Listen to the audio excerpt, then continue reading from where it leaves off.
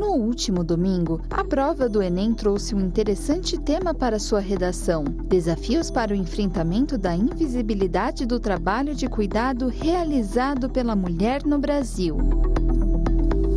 Sempre que vemos a mulher batalhadora, esquecemos que, além do emprego, ela ainda é muitas vezes a responsável por cuidar da casa, da família e entre outras funções. Mas como fazer para que a família e as pessoas próximas valorizem essa pessoa quase multitarefa? Por que no Brasil e no mundo poucos apoiam ou dão uma ajuda para que a situação fique menos complicada? Acompanhe o Bendita Hora de hoje e saiba mais sobre esse tema tão importante. E é quando a gente recebe ela aqui, Veruska Gendov, psicóloga, e é uma das pessoas mais simpáticas que eu conheço. Eu faço de tudo para fazer o programa com ela. Ela gosta muito de vir no Padre Marcos, mas tudo... Que isso, padre. É um prazer estar contigo também. Seja bem-vinda, viu? É um prazer. Seja bem-vinda, viu? Olha, muito bom. Olha, Veruska, é muito interessante a gente falar sobre isso, e eu estava falando aqui, que bom que é uma mulher que veio falar falar sobre isso. A gente vai trazer aqui o tema da redação do Enem, que foi muito interessante. Vamos lá, é enorme. Desafios para o enfrentamento da invisibilidade do trabalho de cuidado realizado pela mulher no Brasil. O tema é enorme para falar de uma coisa muito simples. A mulher ainda não é valorizada por aquilo que faz. É porque tudo aquilo que a gente faz e as pessoas não veem, causa uma falsa sensação de que não existe. Sei. Sabe aquela coisa que os olhos não vê, o coração não sente? E assim também. E é uma realidade, né? Agora é lógico que o volume de mulheres hoje que desenvolvem uma série de situações dentro de casa, com familiares, com filhos, com pessoas idosas, com a casa e todos os cuidados que são necessários para que a vida caminhe. Então, é claro que a gente também vê e percebe que tem alguns homens que também exercitam esse tipo de cuidado, mas a maioria ainda é mulher. Existe aquela coisa ainda, né, do marido que chega, eu falei, marido que chega em casa, diz assim, eu trabalhei o dia inteiro. Como quem diz, você não trabalhou. Né? Para uma mulher, a mulher que ralou o dia inteiro, levou o filho na escola, foi fazer compra, fez comida, é como se aquilo não fosse trabalho, o trabalho. Por que isso? Porque será que o trabalho dela não produziu dinheiro e o dele produziu? É mais ou menos isso? Na verdade, é por não ter percebido as ações. Como fica em casa fazendo e o outro está fora, parece que não fez. Chega e vê tudo feito, mas não tem a associação ali mental de que foi feito, alguém fez. Se eu chego em casa, a casa está arrumada, perfumada, prato lavado, roupa lavada, filho cuidado e todos os cuidados necessários. Todos os cuidados, Não é mágica, alguém fez. Mas você chega e você não tem essa conexão, essa percepção de que foi feito. É diferente quando a pessoa está dentro de casa acompanhando. Vendo que a pandemia fez com muita gente, né? Isso. Botou todo mundo dentro de casa e todo mundo viu como que era o trabalho, como que era difícil ficar com criança o dia inteiro, aquela coisa. Sabe que na pandemia eu usei até como exercício para muitos atendimentos que eu realizei nessa época, já que estava todo mundo em casa, vamos tentar propor aqui uma troca de papéis? Hoje você, esposo, vai fazer as coisas de casa. A sua esposa vai ajudar com as suas questões, vai ajudar você a lavar seu carro, vai ajudar você a fazer outras coisas que você faria. E a partir dali, estando naquele papel, desempenhando aquelas atividades, muitos puderam ver o quanto é difícil. Veruska, houve uma mudança de um tempo de antanho, né, para hoje, houve uma evolução. Sim. Antigamente era mais definido esses papéis e era menos valorizado. A gente até tem algumas estatísticas que dizem que por semana uma mulher costuma a realizar esses trabalhos que chamaram de cuidados na redação, que é o que a gente tem no dia a dia, por mais de 21 horas. Em compensação, os homens ainda, eles melhoraram muito, mas ainda somam um pouco mais de 11 horas por semana. Então, ainda é mais que o dobro. Ainda é mais que o dobro. Ou seja, É a tal da jornada dupla mesmo. Sim. Jornada dupla de trabalho. Muitas mulheres estão dentro de casa para conseguir dar conta dessa demanda e não foram trabalhar externamente. E tem muitas que ainda foram trabalhar externamente. Então, além disso, ainda tem trabalho fora. Aí você soma, só para a gente fazer uma conta básica. Se você somar as mais de 40 horas semanais de trabalho convencional, mais 21 e pouco do trabalho doméstico, veja o que sobra para você ainda poder dormir, tomar banho, comer. Sagrada família. Então é bastante. Por isso que eu digo, sabe, padre, se a gente aprende a entender e a dividir, fica melhor para todo mundo. Fica para todo mundo melhor. A história da mulher na sociedade sempre esteve envolvida a muito machismo e muito sofrimento, a gente sabe. E machismo ainda existe hoje, no século XXI. Vamos acompanhar, veja só. Na manhã do dia 22 de junho de 1885, um fazendeiro cavalgava por Botucatu, cidade a 235 quilômetros de São Paulo, quando o animal, inesperadamente, o conduziu para um terreno nos arredores do município. Ali, o homem encontrou, abandonado, o corpo de uma mulher mutilada, sem os seios, orelhas, lábios, dedos e língua. O motivo? Ciúmes. Graças a uma escrava fugida que viu o crime escondida, foram reconhecidos assassino e vítima. A jovem era Ana Rosa, de 20 anos, e seu assassino era o próprio marido, Francisco Carvalho Bastos, conhecido como Chicuta, um influente carreiro da época. A tragédia chocou a pacata Botucatu do século XIX, que compareceu em peso no seu enterro. Quase 140 anos depois, o túmulo da moça, uma construção rosa modesta, ainda é preservado pelos moradores da cidade. Muitos ali são devotos de Ana Rosa, considerada intercessora de muitos milagres na região. Seu túmulo tem mais de 200 placas em agradecimento de pessoas que afirmam ter alcançado graças por sua intercessão. Sua oração é amplamente divulgada. Ó alma piedosa de Ana Rosa, vós que tão bem conheceis os sofrimentos desta vida, intercedei por nós junto a todos os santos, a Nossa Senhora Mãe de Deus e a Jesus, seu Filho. Rogai pela diminuição de nossa provação e pela solução dos nossos problemas. Ajudai-nos a ser merecedores da misericórdia divina. Ana Rosa tem uma capela erguida em seu nome em 1921, no local em que o seu corpo foi encontrado. Assim como o jazigo, a capela também é pintada de rosa e mantida pelos moradores da cidade. Um grupo de devotos recolhe assinaturas de visitantes do túmulo de Ana Rosa com o objetivo de reunir provas para se fazer um pedido de beatificação. Até o momento, esse pedido não chegou à Santa Sé, mas segundo moradores, uma vitória já foi conseguida, já que celebrações religiosas acontecem na capela com o aval da Arquidiocese de Botucatu. No âmbito judicial, a memória de Ana Rosa recebeu reconhecimento quando estudantes de uma faculdade de Direito de Botucatu promoveram um júri popular simulado do caso e condenou Chicuta à prisão. Agora, para os devotos, só falta a canonização. Canonizada ou não, o caso de Ana Rosa, infelizmente, é atual, já que o machismo, o feminicídio e a violência contra a mulher, seguida da impunidade aos agressores, nunca foram tão frequentes. Que Ana Rosa interceda por todos nós. Interessantíssimo, Rodolfo. Primeiro, ela é considerada popularmente santa, né? Na igreja tem muitos fenômenos das pessoas que são popularmente consideradas santas, embora não tenha processo oficial canônico de canonização, né? Ou seja, não existe um processo, mas o povo já considera. E é interessante que a história... Eu não sabia, não. É interessante.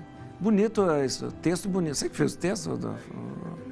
Muito bom, muito bom. É bonita e é uma história interessante porque essas coisas não podem se perder. Essas coisas têm que sempre ficar vivas, porque a gente vê a mesma coisa acontecida em 1895, acontece todo dia, toda hora, ainda acontece. Né? Se a gente parar para pensar, o feminicídio, olha quanto tempo já acontece. E só teve chamado de feminicídio agora por pouco tempo. Porque agora conseguiram entender que isso é um processo que ainda acontece e hoje as pessoas estão muito mais acessíveis de informação. Hoje, com o advento da internet, das redes, você não oculta as coisas. Antigamente não tinha comunicação, então tudo ficava muito ocultado. Você imagina que para uma informação, às vezes, dependia de muitos dias. Se você, para mandar, de repente, uma informação para um parente, a carta levava 15 dias para ir, 15 para voltar, só aí são 30 dias. Imagina quando acontecia um crime. Hoje, tudo é muito informado, é pesquisado, é investigado, né? A quantidade hoje de formas de você investigar e de criar projetos de lei ou leis que possam proteger é muito mais amplo. Verusca, o nome que foi dado ali na redação foi assim, trabalho de cuidado. O que é o trabalho de cuidado, que eles definiram como trabalho de cuidado? É o trabalho da mulher em casa? Tudo aquilo que significa cuidar do outro. Então, por exemplo, é tudo que envolve alimentação. Se a gente for pegar a alimentação, é toda a compra do que você precisa para preparar, o preparo, servir esse alimento. Então, tudo que envolve alimentação, tudo que envolve higiene, tudo que envolve lar, cuidado, tudo que envolve idosos, educação de filhos, tudo que envolve a dinâmica familiar que não é demonstrada externamente. Então, hoje a gente tem nos lares famílias que têm os cuidados com remédio, cuidados com tratamentos médicos, cuidados com tratamentos odontológicos de crianças, de idosos, de pessoas da família. Sempre tem alguém da família que faz o cuidado. E geralmente é a mulher que faz. Geralmente é a mulher que leva o filho na escola, que leva para o dentista, que leva para o médico, compra o remédio, administra o remédio, acompanha para ver se melhorou, vai para fazer exames. Então, é tudo aquilo que faz... A carteira de vacinação é a mãe que sabe. Pergunta para um pai. Cadê a carteira de vacinação? Você sabe? Não, você é uma beleza. Não, você é um exemplo de marido, gente. Você é um exemplo de marido, olha. Olha ele que não é comum. Ele faz parte... A Aline casou com um príncipe. Faz parte dos homens que estão no 11,7 horas por semana. Viu? Tá vendo? Tá vendo? Eu quero... Você dá licença? Claro. Eu vou falar uma coisa, mas eu quero... Você vai tomar café? Claro. Vai tomar. Vai tomar café, porque a Verusca toma o café... Isso aí. Com açúcar, Verusca? Açúcar. Essa, gente. Por isso que a Verusca está cada vez mais bonita. Não tem essas coisas de, não tomo café com açúcar. Toma café com açúcar. Isso aí. Vamos ver, tem mais o filme Estrelas Além do Tempo, é muito interessante, diz muito sobre essa questão desse assunto que a gente está discutindo aqui. Veja só que interessante. Os russos têm um satélite espião tirando fotos de sei lá o quê. Não podemos justificar um programa espacial que não lança nada no espaço. Vamos colocar um humano no espaço. Se o trouxermos cedo demais, ele vai queimar na reentrada. Preciso de matemática que ainda não existe. Encontre um matemático antes que os russos plantem uma bandeira na Lua. Carro enguiçado não é crime. Tem alguma identificação? NASA, senhor. Não sabia que eles contratavam... Poucas mulheres trabalham no programa espacial. O grupo de teste espacial precisa de um computador. Catherine pode lidar com qualquer número que der a ela. Nunca tiveram um negro aqui, não me constranja. Esqueceram de esvaziar ontem. Me desculpe, eu não sou a... Se fosse um homem branco, gostaria de ser engenheiro? Eu não gostaria de ser, porque eu já seria. O sistema de processamento de dados da IBM. Muito bem. É o John Glenn. O que fazem na NASA? Calculamos as trajetórias. Não se chega a lugar algum sem os números. Nem sei se dou conta das minhas tarefas naquela sala. É melhor com números do que qualquer um. Aonde vai todos os dias? O banheiro dos negros fica a 1 quilômetro. Todos vamos chegar ao topo juntos ou não chegaremos lá. John, a IBM se enganou. As garotas devem checar os números. Coronel Glenn. Ainda bem que a NASA não desistiu do poder intelectual antigo. A Friendship 7 está apresentando alguma avaria. Há uma bola de fogo lá fora que está esquentando. Estamos lutando por nossas vidas. Gente, esse filme é fantástico. Eu sempre faço crítica com os títulos que eles dão no Brasil. É horrível, os títulos que eles dão no Brasil não faz... Porque esse filme tem um nome muito interessante, chama Hidden Figures, Figuras Escondidas. Mas porque em inglês tem um jogo de palavra, e figures pode ser usado para números também, seria números escondidos, né? Eles escondem as coisas, né? Escondem as coisas, e é interessante demais, muito interessante, porque a mulher é realmente um número escondido. A sociedade ainda tenta esconder as mulheres. A mulher, quando geralmente ela fica um pouquinho além, de repente eles começam a esconder, né? Por isso que foi uma ação muito importante no Enem terem colocado essa temática. Porque chegou o momento de começar a refletir e propor ideias, propor soluções para tirar do anonimato esses trabalhos, essas responsabilidades tão importantes, tão densas, que podem ser distribuídas melhores, podem criar opções de tratativas que possam trazer respostas melhores.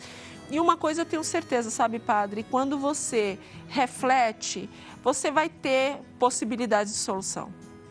Imagina o crescimento cultural que nós vamos ter na distribuição de tarefas. Ninguém está querendo tirar aqui as pessoas que têm mais habilidade. Nós sabemos que a mulher, por ter esse perfil geralmente mais afago, de afeto, então muitas vezes vai abraçar muitas coisas, mas não impede que a gente distribua isso, desenvolva potencialidades também nos homens para atividades gerais. Imagina, achei fantástico aqui o colega que trabalha aqui e que cuida, ajuda a cuidar do filho. Já parou para pensar a qualidade de afeto que está sendo criado, também de cuidado com essa criança? Verdade. Essa criança ter memórias um dia e dizer, né? Meu pai me levava para vacinação, minha mãe também, meu pai me levava para a escola, minha mãe também. É uma memória afetiva. É verdade, é verdade. Então, pessoas que cuidam de idosos, meu Deus, essas pessoas, elas estão ali vivenciando uma história com os seus filhos, com os seus responsáveis, que pode ser melhor distribuída e todos terem uma vida, uma história muito linda para contar. E uma experiência que engrandece a todos nós. Todos nós aprendemos. É verdade. Então, mas eu não tenho habilidade. Ok, tem pessoas que nascem com mais habilidade e mulheres têm habilidades afetivas diferenciadas, a gente sabe disso. Mas, quando você também é um homem que busca ajudar, faz a diferença, você também vai conseguir desenvolver muitas potencialidades que vai fazer você crescer. Todo mundo ganha com isso. Gente, e as funcionárias domésticas, hein? Recebe o valor e o devido valor? Veja só. As domésticas são trabalhadoras que exercem atividades de limpeza, cuidado e organização de residências. Elas têm direitos garantidos pela lei, como salário mínimo, jornada de trabalho, férias, 13º salário, FGTS e INSS. A regulamentação das domésticas foi aprovada em 2013, após uma emenda constitucional que ampliou os direitos desta categoria. Para formalizar a relação de trabalho, é necessário fazer um contrato escrito e registrar a doméstica no E-Social, um sistema online que unifica o pagamento dos tributos e contribuições. O valor das domésticas depende da carga horária, das funções desempenhadas e da região onde trabalham. Em geral, o salário varia entre 1 e 2 salários mínimos, mas pode ser maior se a doméstica tiver qualificação ou experiência. As domésticas são profissionais que merecem respeito, reconhecimento e valorização pelo seu trabalho. Absurdo a gente pensar que o trabalho do empregado doméstico só foi regulamentado em 2013. Olha que coisa absurda. Olha que coisa absurda. Regulamentou ter ali direitinho, pagar INSS, aquela coisa toda, só agora. Depois era uma coisa mais ou menos informal, naquela... Por isso a importância desses momentos de reflexão e até esse momento aqui no Bendita, que faz a gente parar um pouquinho e mudar, melhorar tanto. É verdade. Né? A gente constrói novas realidades. Se a gente sair desse programa hoje, padre, refletindo, revendo a nossa própria história, como é que está a história de cada um em casa? Quem tem feito aí na sua casa os trabalhos de dentro de casa? Como tem sido distribuído? Pode ser diferente? A gente está caminhando para mais um final de ano. Ó, que momento maravilhoso para você reprogramar, replanejar a sua vida para o próximo ano. Porque essa coisa de divisão de tarefas essa divisão sempre está sendo muito injusta, porque se divide e a parte mais pesada fica sempre com um lado só. E ainda se tem essa coisa no casamento, né, na casa, de que tem as funções da mulher e as funções... Né? Eu já expliquei, até a própria palavra matrimônio, a gente tem duas palavras, matrimônio e patrimônio, que são a mesma raiz. Patermunus deu a palavra patrimônio, matermunus deu a palavra... Patermunus, função, missão do pai. Então, está ligado com dinheiro, com conseguir as coisas. Então, o patrimônio é a função do pai.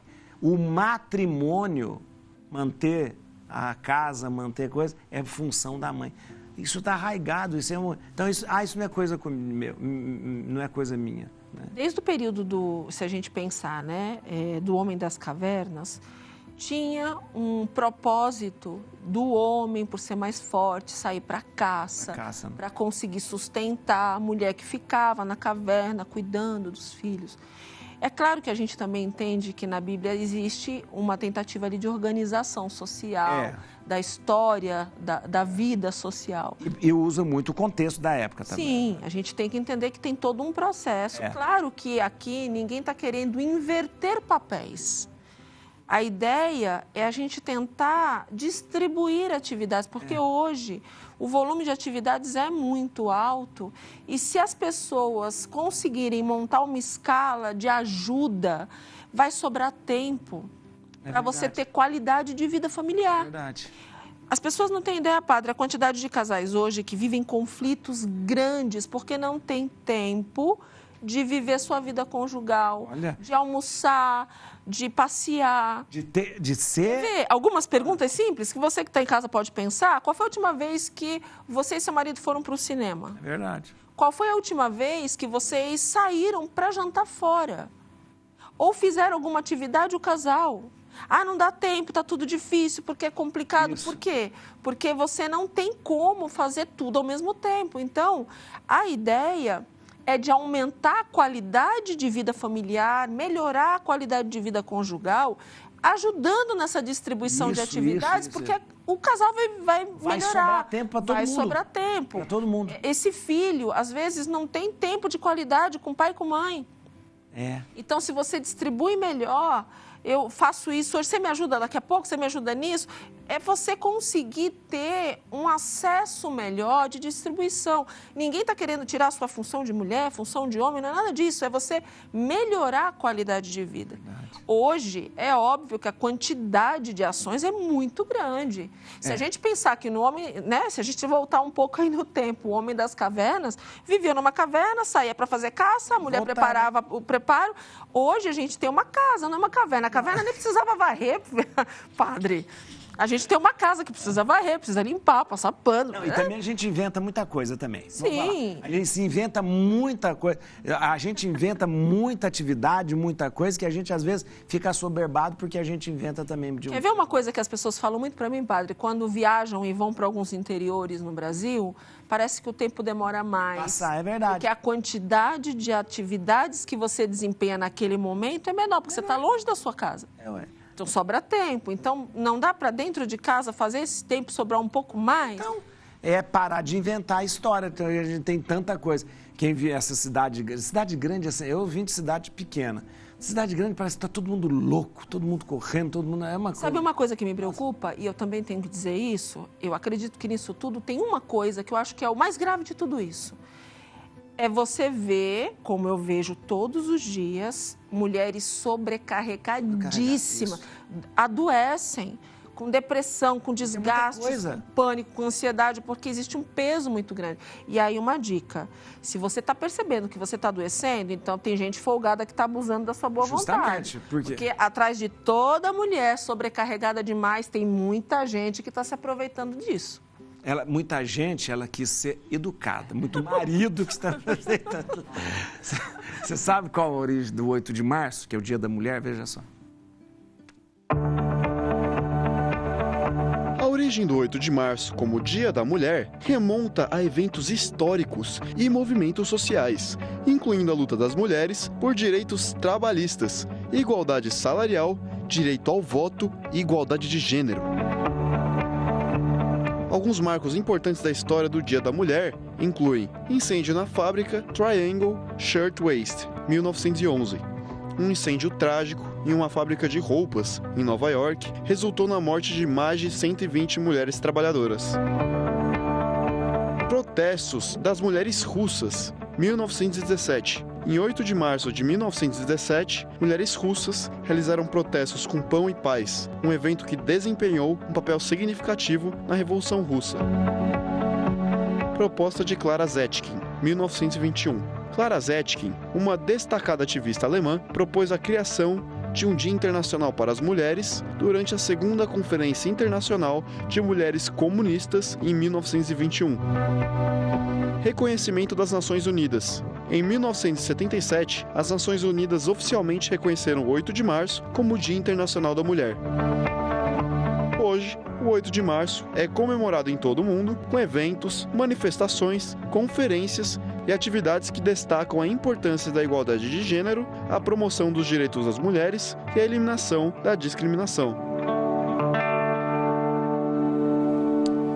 Interessante, 8 de março.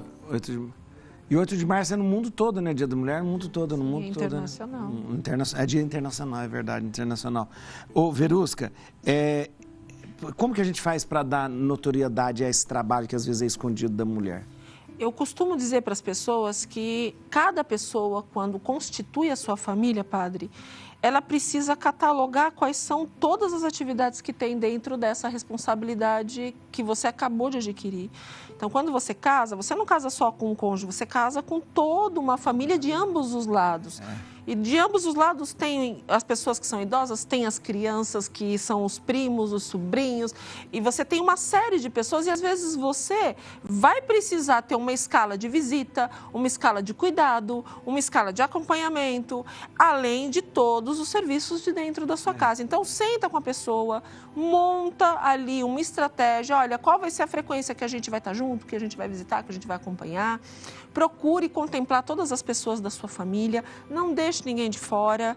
Então, esteja o máximo que você puder com os pais, com genro, nora. É importante que todos se unam, que você consiga ter ali, mas sogra... Gente, quanto mais afeto você distribuir, menos problema você vai ter. As sogras, elas só querem se sentir amadas, é tão simples. E por não conseguir, às vezes, se sentir, porque às vezes as noras têm uma dificuldade, você só vai ampliando o conflito. Então, se você tem uma problemática, como que eu posso demonstrar afeto? Como é que eu posso ouvir mais? Como é que eu posso distribuir mais? Hoje nós temos vários exemplos de famílias que as pessoas se dividem. Às vezes a tia leva os sobrinhos na escola, Verdade. Às vezes o tio ajuda a levar para vacinação, às vezes a mãe ajuda com a sogra e assim vai. Cada um vai da família, os papéis, mãe, pai, filhos vão se distribuindo. Se você tem uma proposta de distribuição, não vai pesar para ninguém, todo mundo vai ser muito bem assistido e você vai viver com muito mais qualidade. Então, anotem, distribuam e vocês vão perceber que vai valer muito a pena. Olha... Ou então você casa com o Wilson, que ele é um perfeito. Perfeito. Chico, ele é perfeito, Chico. Você nunca... olha que Chico. Um dia, o seu filho... Eu ajudo, porque não é ajuda. Olha que brilhante, né, padre? Um dia o seu filho, ele vai ser um adulto e ele vai cuidar de você. Um dia os papéis vão se inverter. Olha, interessante que o Wilson... Sabe o que você está ensinando para o seu filho? Hoje eu cuido de você, amanhã é você que vai cuidar de mim. Ele falou assim, eu não digo eu ajudo a minha mulher. Não estou fazendo mais do que minha obrigação. Sim. Muito interessante. Queria dar, olha aqui, atenção, você pode entrar em contato com a doutora Verusca para fazer acompanhamento.